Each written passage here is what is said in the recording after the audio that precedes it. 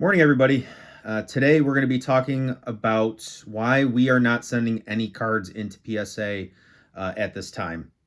And yes, it has to do a little bit with all the craziness. We're heading into the 30th anniversary. PSA just announced a change in their fees and their structure. I think bulk submissions are now up to $25 a card, and on top of that, we also have some just like personal things that we're kind of going through that just doesn't make sense to send cards in at this point. But I did want to kind of expand upon all of the outrage and kind of the, I would say, the overall feedback that people have provided toward the increase in rates for PSA. And yes, this is a little bit algorithmic, whatever you want to call it, feeding into the algorithm on YouTube. But at the same time, I was listening to Dan Catchmall Collectibles. I forget the podcast that he goes on with. I think it's Nick is his name. And, my immediate thought toward the whole PSA increase, right, was, wow, that sucks, right? It is what it is. They must be getting completely inundated with more cards.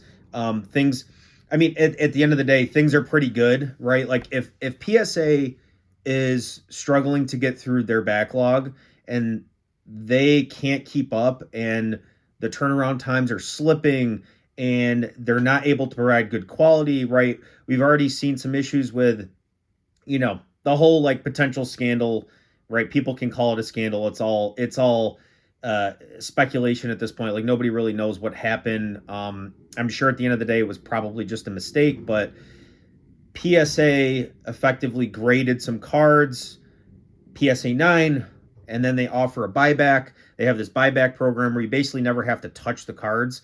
The individual went back, looked at the cert numbers, and saw that they were changed from a PSA 9 to a PSA 10, meaning that somewhere along the line after the sale was already done and he already got paid out for those PSA 9s, PSA went ahead, apparently reevaluated or regraded these cards, and they came back as a 10. And there was a whole thing about it on Reddit, Twitter, I don't know. And it's not a good look, right? It's not a good look for PSA. And I think a lot of this stuff, the delayed turnaround times, the issues, the errors, are a function of people just, honestly, there being just too much value there, right? There's too much value and they're getting so much supply of cards, right? They're getting supplied with so many cards per month. I think the number I heard was like 2 million cards per month or something like that. When that's happening, the only thing you can do is raise your prices, right? You can either raise your prices or you can change expectations to, hey, instead of 30 to 60 days, it's now going to be 60 to 90 or 90 to 120, right? For a turnaround time. You can't have it both ways, right? It's kind of like the project management triangle, right? Where you either get better product, better quality, or better time, right? You can't have everything, right? So for them to kind of step up and say, hey, we're raising our prices, that's effectively cutting out a chunk of cards that really shouldn't be sent in, because those cards that are only making, $2 to $5 margins, they basically are saying, hey, we don't want to deal with these. We're just going to kind of take that value, and you're going to have to be more selective with what you're sending us. And going back to what I said earlier about the podcast with Dan Catchmall Collectibles on there, first off, if you haven't gone and checked out his channel, highly recommend it. He has a lot of good things to say. He is not for everybody. He is in the weeds, the niches of the niches, the people who are really serious about this, as far as like going into taxes and a whole bunch of different things, right? Highly recommend it if you're serious about learning about the hobby. He brings just objectivity, facts. He will lay out exactly what is his opinion versus what is fact, what he's doing. He is such a net positive for the people who are really trying to build and grow and like get better. And he's an untapped tool and resource for those people who don't know about him. So just figured I'd shout him out. have not in have not really worked with him at all. Have not talked with him really at all. So this is just my personal this is my personal opinion and what I have um, come across or taken away from his content. So, all right, done with that. But he brought up a good point and a new perspective that I haven't really thought about. I hadn't really thought about grading in this way. He effectively said, he effectively went on to say, PSA is effectively one of the only companies in America or in the space, whatever, outside of the Fed, who can actively print money. What does that mean, right? That means I'm going to take this card that's worth $100. I'm going to send it to PSA. And depending on what it gets, right? If it's a PSA 10 and you know it's going to get a 10 and you're a good pre-grader, you're effectively printing free money, right? When they slab that thing up and they assign it a 10, you just created, let's say it goes from 100 raw to $250. You just created $150 of value just for putting it into this slab that says PSA on it. And Dan goes on to basically say, you're effectively, PSA is allowing you to borrow their money printer in the form of their grading fees, right? And all they're doing right now with this raise, this increase, is they're saying, hey, we're noticing that, and I think the analogy he basically says is, if I'm borrowing your money printer for $1,000 an hour and I'm making $5,000 an hour, they're basically saying, hey, I would like a bigger cut of that. Let me charge $1,050 or $1,100 an hour instead. That's effectively what's going on here, because they just can't keep up with everything going on. And to be honest, my perspective and how I look at that going forward, and honestly how I look at a bunch of different things and services, and I'm so entrenched in tunnel vision on looking at value and how value can be provided to different people, to members, to customers, right? That I didn't take a step back here and say, oh, it's just a value thing, right?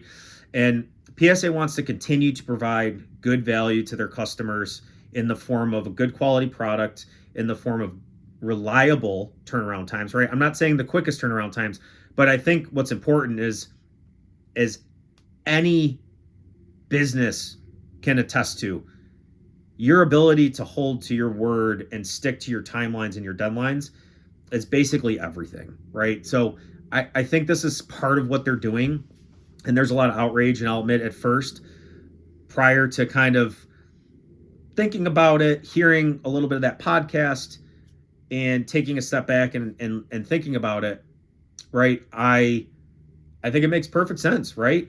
And for us personally, I guess the whole title of this video, right?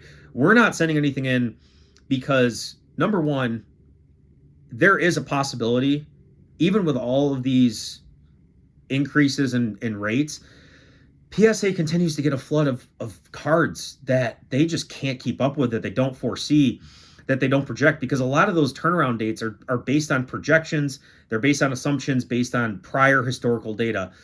And going into a 30th anniversary, this may be them saying, hey, hold on a second, hold the phone, hold up. We're getting into a 30th anniversary year for Pokemon. Pokemon continues to be our number one graded card, number one graded IP. We know we're going to see a 2, 3, 4x multiplier in terms of the number of supply or cards coming in, and we're trying to stick to this timeline. That's probably what's going on. Like, yes, they might have a big backlog right now, but they might also be gearing up for what's to come. So that could be what's going on. So personally, we are not sending anything in, and I've been doing a lot of sorting lately. I've been just trying to get organized, cleaned up for when eventually we do find a house and move. But like, I'm looking over here and like, we're sitting on just oodles of cards, right? And like, this is just a very small portion of the stack, but my goal is to just kind of put these to the side and get them ready, get them move ready, and get them ready for like a time down the road that, we could really send everything in and just not feel stressed out about like, okay, I'm going to send them in at what bulk tier, right? What is bulk going to cost at the time? How long it's going to take, right? I don't want to tie up, 15, 20 grand in funds right? Depending on how many cards we send, for all this uncertainty and just noise, and the 30th is coming up and people are going to be irrational and send in even more cards, right? So for me personally, no, we're not grading with PSA right now. And no, if we're not grading with PSA, we're not grading with any company, right? We only grade with PSA. It's just the market. The market accepts PSA, and until the market decides that your CGCs, your Beckett's provide similar value for the average card graded, I'm not talking about like your black labels. Like, I personally, the black label thing is not really a play for me. I don't do it. And then for CGC, I don't go for like the tops of the top, right? When I grade a card, I'm trying to hit the PSA 10, CGC 10, Beckett 10, right? Whatever. And I've never graded with those other companies, but that's what I would be trying to hit, right? I'm not going for to me, the black label, the pristines, those are niche areas. They're just niches, right? It's just another level. It's just like a serialization type gimmick. And for me, that's not for me. That's not for the average person. The average person cannot afford those cards. Therefore, we do not chase those grades. All this going back to PSA holds the most value for their slabs, their cards, and we are ready to grade when things slow down. We are ready to grade when I'm not even saying the prices come down, right? Because the prices, $5 a card, it's like, I think we're pretty good pre-graders. And if I'm going to send in a card, I'm going to have with a good amount of certainty that the lowest possible grade is still going to yield some sort of value or at least break even, right? That's how you should be kind of approaching this, guys. So a little bit of a more rantier video today, less investment based, less like, talk in that space. But I did want to at least throw something out there. Have been on a little bit of a hiatus from grading, but that doesn't mean we are not positioning ourselves to be able to send in a lot of cards when that time comes, when PSA opens back up, when it's easier and ready to go. So we'll be ready. But as always, guys, please leave a like, comment below. Are you going to continue to grade with PSA throughout 2026? I think for us, we're probably going to wait until 2027, continue to kind of accumulate cards, collections as they kind of are presented to us, and kind of put them on the back burner and get them ready for grading and just be ready to go when that time comes. But comment below, are you guys going to continue to grade? And yeah, please leave us a follow. I appreciate it. It seems like the algorithm is taking us seriously, and we're getting hundreds of views per video now, which is kind of crazy. Before it was like 10, 20, 50. We're lucky to get 100 views. So it's a good feeling to know that people are listening. People are taking what we're saying and using it, finding it helpful. And it's driving some conversations in the comments, which has been really, really cool to see. So as always, guys, I appreciate you guys listening and appreciate your support. I'll see you guys next time.